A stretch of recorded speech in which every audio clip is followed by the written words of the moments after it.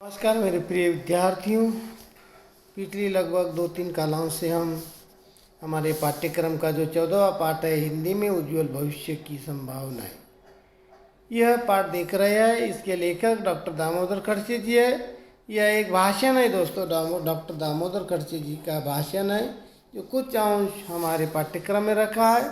और यहाँ पे डॉक्टर दामोदर जी ने यह बताया है कि हिंदी भाषा लेने वाले विद्यार्थियों को अपने करियर के हेतु से क्या क्या करियर बना सकती है, कहाँ किस किस क्षेत्र में वो अपना करियर बना सकते हैं, इसके बारे में यहाँ पे लेखक खड़से जी ने बताया है दोस्तों।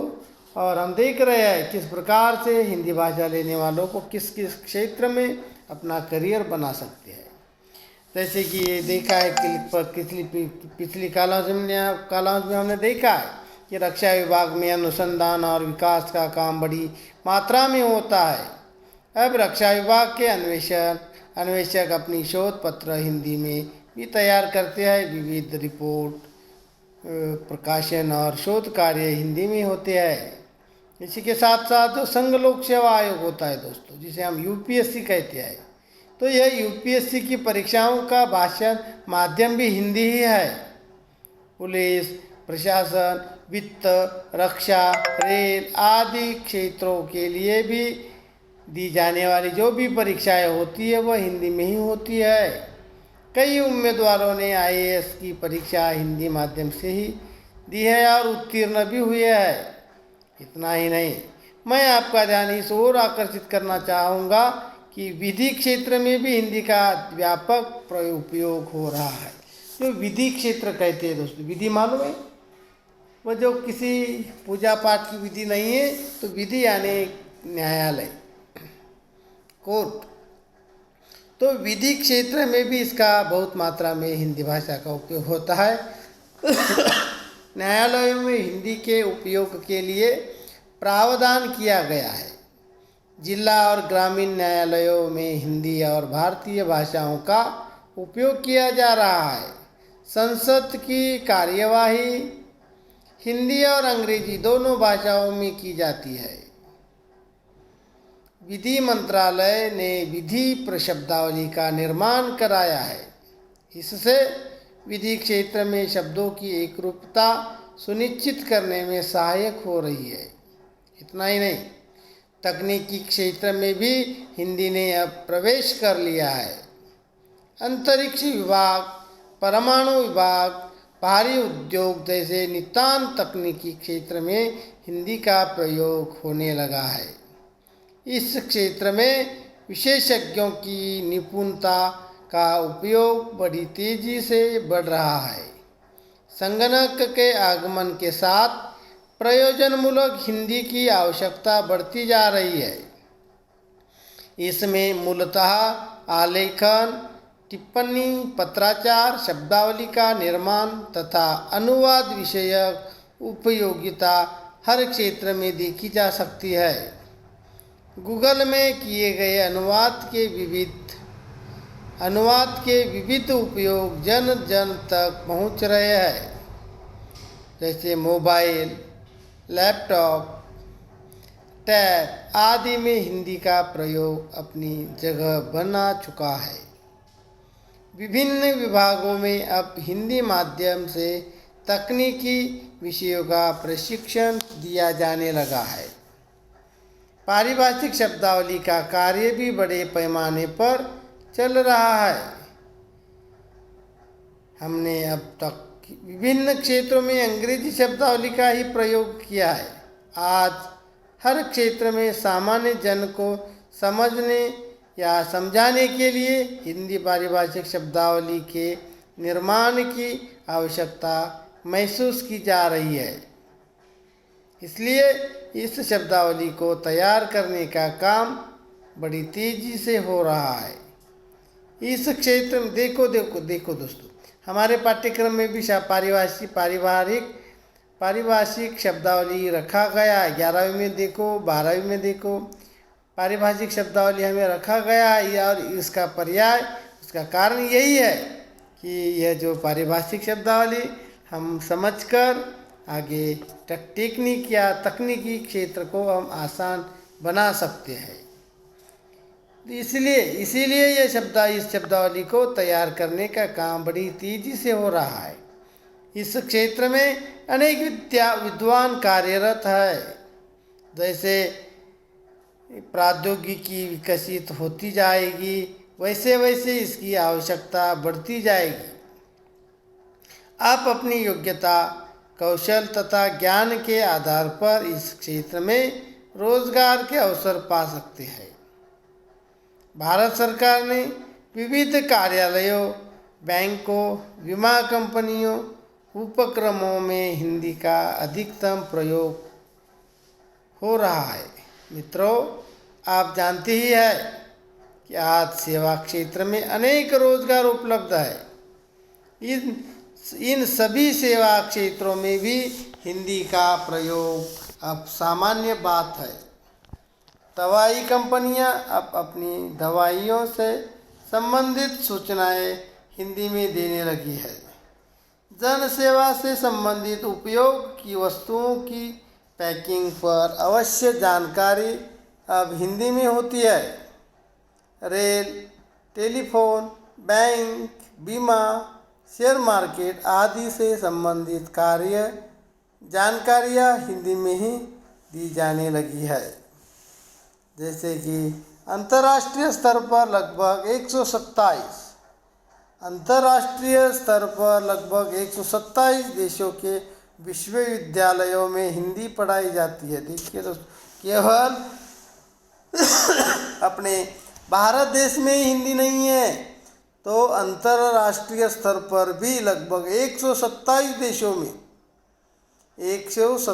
देशों के विश्वविद्यालयों में हिंदी पढ़ाई जाती है। दुनिया के लगभग सभी देशों में हमारे दूतावास है। दूतावास यानी अपने अलग अलग देशों में अपने देश का प्रतिनिधित्व करने वाले दूत रहते हैं दोस्तों। तो यह दूतावास सभी देशों में हमारे दूतावास है।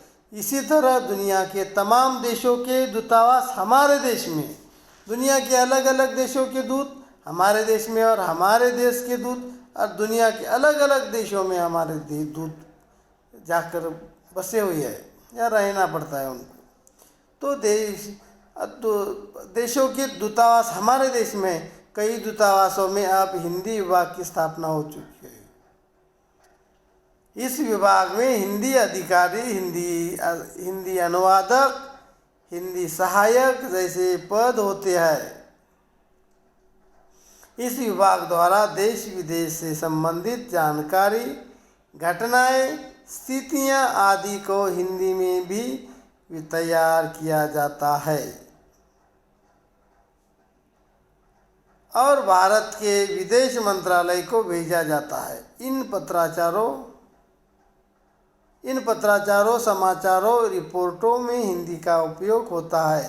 इस तरह हिंदी विशेषज्ञों की मांग निरंतर बढ़ रही है। आपने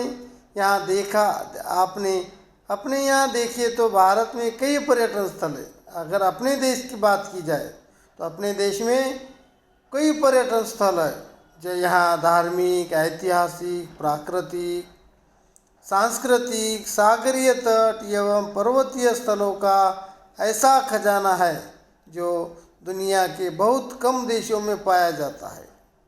ऐसे दर्शनीय, मोहक और सुंदर पर्यटन स्थलों को देखने देश ही नहीं विदेशों से भी कई पर्यटक आते हैं। देखो, और बिल्कुल सही है, हमारे देश में जो ऐतिहासिक खजाना है, ऐतिहासिक, प्राकृतिक, धार्मिक, सांस्कृतिक, सागरीय एवं पर्वतीय स्थलों का जो खजाना हमारे देश में, ऐसा खजाना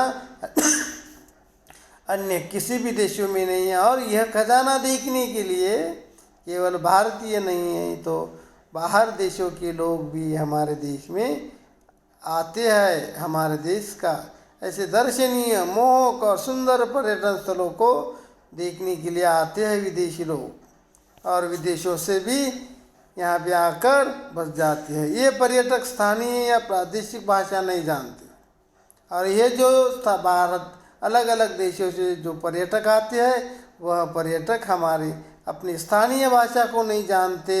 अतः संवाद स्थापित करने के लिए हिंदी ही समाज की भाषा का उत्तरदायित्व निभाती है। इन पर्यटन केंद्रों पर पर्यटकों को मार्गदर्शन करने व जानकारी देने के लिए टूरिस्ट गाइड की आवश्यकता होती है। आप कभी बाहर घूमे हो, कभी